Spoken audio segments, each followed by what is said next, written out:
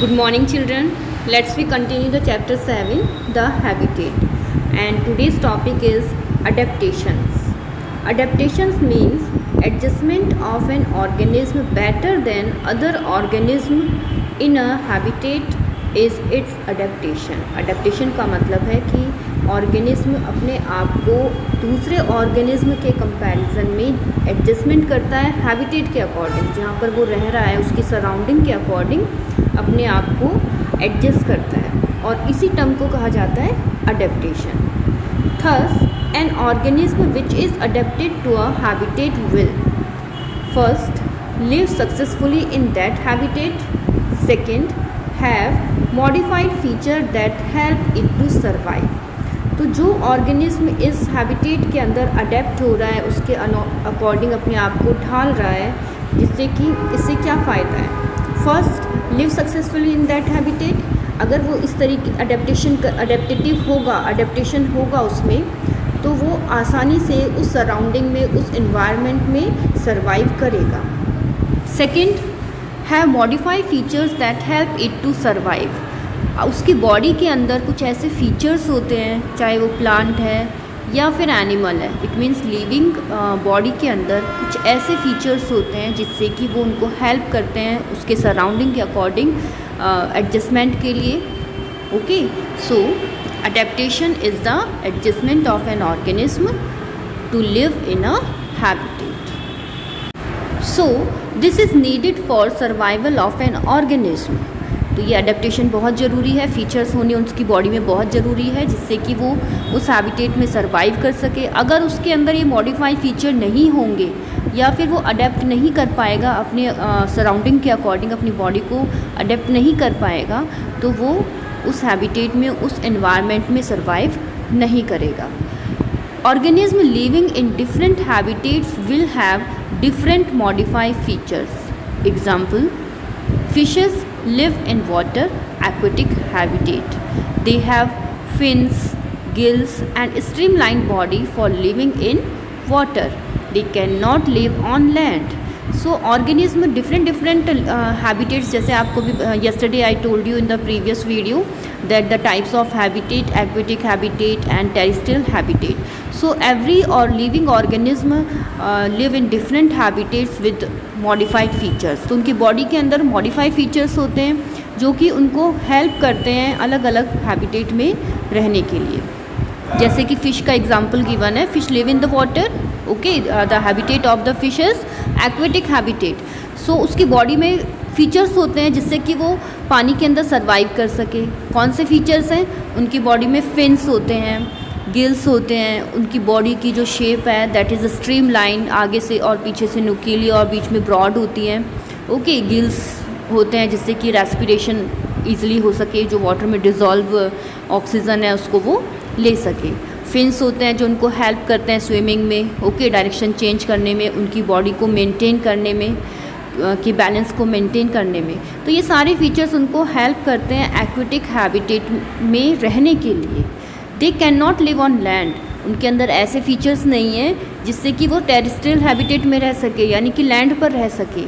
Okay, so different organism have different to live in the different habitat. For this they have some modified features in their body. Camel is better suited to live in desert, not on mountain or in forest. जैसे कि second example is here is of camel. वो कौन से habitat में रहता है?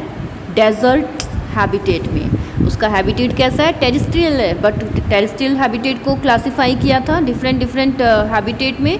सो उसका habitat कौन सा है? डेजर्ट. वो डेजर्ट्स में मिलेगा क्योंकि उसकी बॉडी के अंदर ऐसे ही फीचर्स हैं जिससे कि ईजिली वो सैंड में सर्वाइव कर सकता है, डेजर्ट में सर्वाइव कर सकता है. उसकी बॉडी के अंदर ऐसे ही फीचर्स हैं. उसके लॉन्ग तो लेग होते हैं, पैडेड फिट होते हैं. ओके, फैट स्टोर कर सकता है, वाटर भी काफ़ी टाइम, एक बार पी करके काफ़ी टाइम तक वो सर्वाइव कर सकता है. तो वो सिर्फ डेजर्ट हैबिटेट के अंदर सर्वाइव करने की फ़ीचर्स हैं उसमें. अगर उसे हम माउंटेन में या फिर फॉरेस्ट में रहने के लिए एडजस्टमेंट के लिए कहेंगे तो उसकी बॉडी वो एडजस्ट नहीं कर पाएगा वहाँ पे. So organism have various modification for different habitat. इसीलिए सारे ऑर्गेनिज्म के अंदर जितने भी ऑर्गेनिज्म हैं उनको एक पर्टिकुलर हैबिटेट में रहने के लिए उनकी बॉडी के अंदर मॉडिफिकेशंस होते हैं, मॉडिफाइड फीचर्स होते हैं, they help to survive them in the particular habitat. So let us study with these features about the different habitats. Adaptation do not take place in short time. They take thousands of years to happen. When there are changes in abiotic factors, climatic factors, weather, etc., the animals that change themselves survive while those which do not change themselves die. Adaptation do not take place in short time. It means जो adaptation जो living organism में adaptations हो रहे हैं वो survive कर रहे हैं according to the surrounding and environment. तो वो सिर्फ ऐसा नहीं कि मतलब short time में हो रहा है. It takes the thousands of years. उसको बहुत ज़्यादा time लगता है अपने आप के अंदर modify features करने के लिए.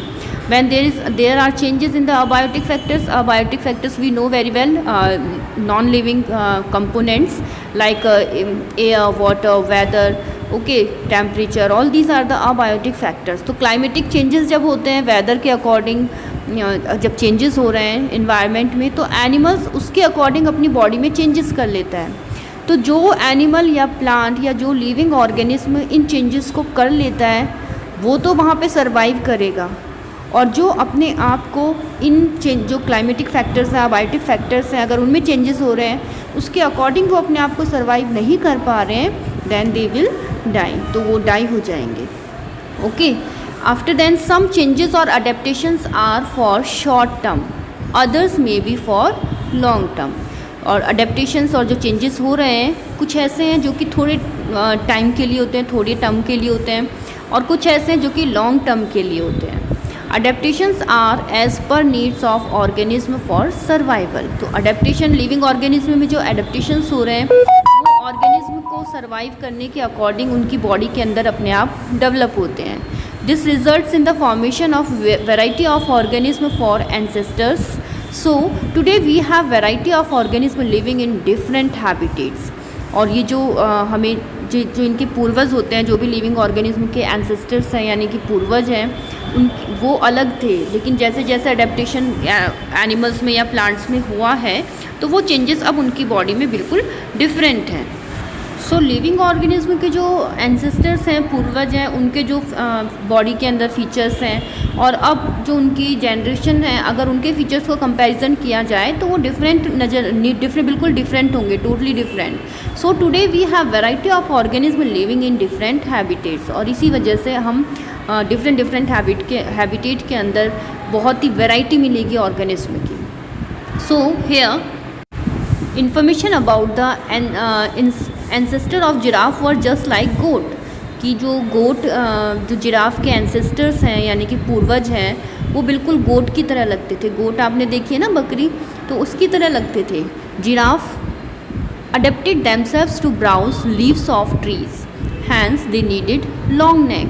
तो जिराफ ने धीरे धीरे करके नेक्स्ट जनरेशन जैसे आती गई तो उसमें अडेप्टेशन क्या हुआ कि वो लीव्स को खाने के लिए और बार बार जंप करके लीव्स को पकड़ते हैं, और धीरे धीरे करके ज़्यादातर उसके कौन सा पार्ट ज़्यादा अडेप्ट हुआ, नेक, क्योंकि वो बार बार अपनी नेक से नेक ज़्यादा यूज़ हुई क्योंकि वो बार बार जंप करके लीव्स को पकड़ रहे थे. तो अगर हम देखें ancestor of the giraffe like goat, और अब जो देखते हैं giraffe, they have the long neck.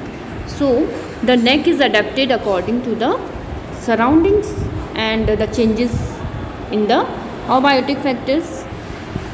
Now here I am showing the picture of submerged plant, and submerged plants are those plants which totally survive, live in the water.